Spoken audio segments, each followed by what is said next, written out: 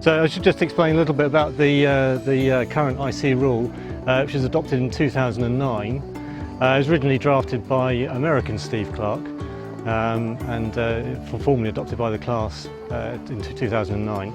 It's basically a box rule, 5.2 metres long, pointed ends, but the thing we're working with is a minimum beam that has a floating position within the box.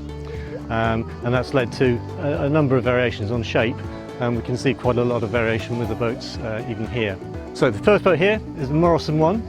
It's actually a design commissioned by Phil Robin from Phil Morrison in the UK. Phil took a fairly conservative approach to the design, keeping the beam positioned midships, because we didn't know what the limits were. That hadn't been done at that stage. So that represents sort of the earlier phase of the development. The other aspect being the much reduced weight from 68 kilos on the original rule down to 50 as an aspirational target, as it turns out, for the current rules boats. The next boat in line is actually currently a French boat built by my colleague Steve Clark. Represents one of the M2 boats, so it's a development from the M1. The fundamental differences are the chine rails.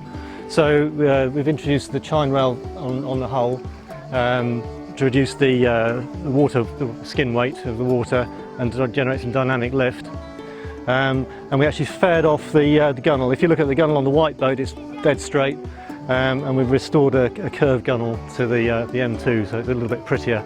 But fundamentally the same water profile, but some tweaks on the design. So moving on, the latest from the C12 stable, what we're calling the M3, another Phil Morrison design, but this time we took the brakes off in terms of the limits. So the beam measurement station is as far aft as it can go, and we've taken the nose profile down as much as we can.